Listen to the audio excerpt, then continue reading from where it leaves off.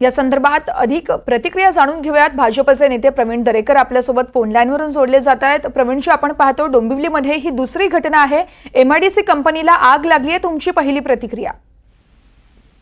अत्यंत दुर्दैवी अशा प्रकारची ही घटना आहे। कारण काही दिवसापूर्वी याच एमआयडीसी मध्ये अमुदान या कंपनीला आग लागली होती आणि मला वाटतं त्याच ठिकाणी पुन्हा लगेच महिनाभरात दुसरी आग लागणं याचा अर्थ असणारी यंत्रणा त्या ठिकाणी निष्काळजी आहे हे अत्यंत स्पष्ट आहे। तशा प्रकारचा थेट आरोपही मी त्यांच्यावर करतो। कारण एखादी घटना झाल्यानंतर आपण त्या परिसरात निदान त्याच एमआयडीसी मध्ये तात्काळ इन्स्पेक्शन घेणं, ऑडिट करणं, फायर ऑडिट करणं किंवा इलेक्ट्रिसिटीची जी यंत्रणा आहे त्या सगळ्या तपासण्याची जबाबदारी त्या ठिकाणी असते। परंतु 8 दिवस आपण त्याच्यावर संताप व्यक्त करतो, दुःख व्यक्त करतो आणि पुन्हा एरे माझ्या मागल्या अशा प्रकारची परिस्थिती त्या ठिकाणी होते।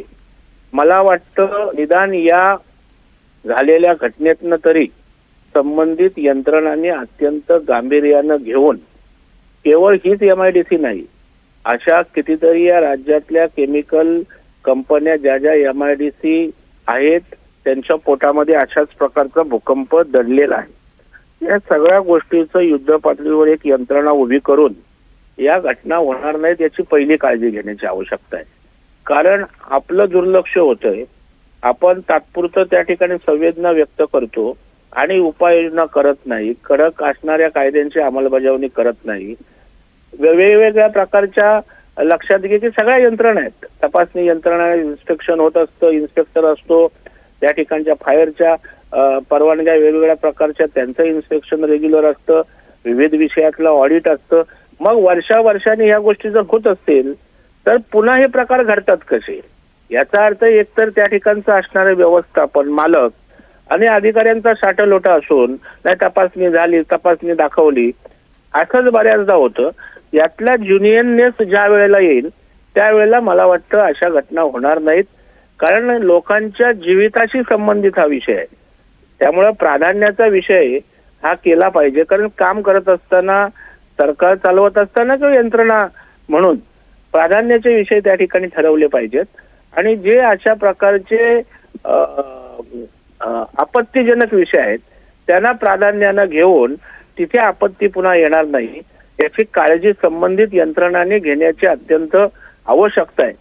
मी तर शासनाकडे या अधिवेशनामध्ये निश्चितच मागणी करणार आहे, एक स्वतंत्र यंत्रणा, ज्या वेगवेगळ्या यंत्रणा आहेत त्या एकत्रित करून एक प्रिकॉशनरी मेजर्स घेणे आणि त्यांची अंमलबजावणी करणे याकरिता आपण उपाययोजना करा आणि त्यासाठी स्वतंत्र यंत्रणा कार्यान्वित करून असे निष्पाप लोकांचे बळी जाणार नाहीत, नुकसान होणार नाही आणि हे जे काही भीतीचं वातावरण सगळ्या एमआयडीसीत निर्माण होणार नाही याची काळजी घेण्याची आवश्यकता आहे, ते घेण्यासाठी आग्रही राहील। अगदीच प्रवीण दरेकरजी, खूप खूप धन्यवाद तुम्ही दिलेल्या प्रतिक्रियेसाठी। तर आपण पाहतो डोंबिवलीच्या एमआयडीसी मध्ये भीषण अशी आग लागली आणि ही आग विझवताना सध्या एक माहिती समोर आली आहे, ती म्हणजे या ठिकाणी आग भीषण होत चालली आहे, आगीचे लोट वाढत आहेत, आग ही अजूनही जोर धरतीये। आगीनंतर या ठिकाणी स्फोटाचे आवाज देखील आल्याचं कळतं एमआयडीसी परिसरात, त्यामुळे धुराचे लोटही पसरले आहेत। इंडोमाइन असं या आग लागलेल्या कंपनीचं नाव आहे। आजूबाजूची वाहनं देखील जळून खाक झाली आहेत। तर कंपनीच्या मागच्या शेडला आग लागल्याची माहिती सध्या समोर आली आहे। इंडोमाइन्स कंपनीची आग आणखी भडकली आहे। कंपनी शेजारील अभिनव शाळेच्या गाड्या या आगीत जळून खाक झाल्या। अभिनव शाळेतील सर्व विद्यार्थ्यांना घरी देखील पाठवण्यात आलंय। डोंबिवलीच्या एमआयडीसीत ही भीषण आग लागली आहे। कंपनीच्या मागच्या शेडला आग लागल्याची माहिती सध्या समोर आली आहे। इंडोमाइन्स कंपनीची आग आणखी भडकल्याचं देखील कळतंय। आगीनंतर स्फोटाचे आवाज आलेत। कंपनी शेजारील अभिनव शाळेच्या गाड्या या आगीत जळून खाक झाल्यात। अभिनव शाळेतील सर्व विद्यार्थ्यांना सध्या घरी देखील पाठवण्यात आलंय।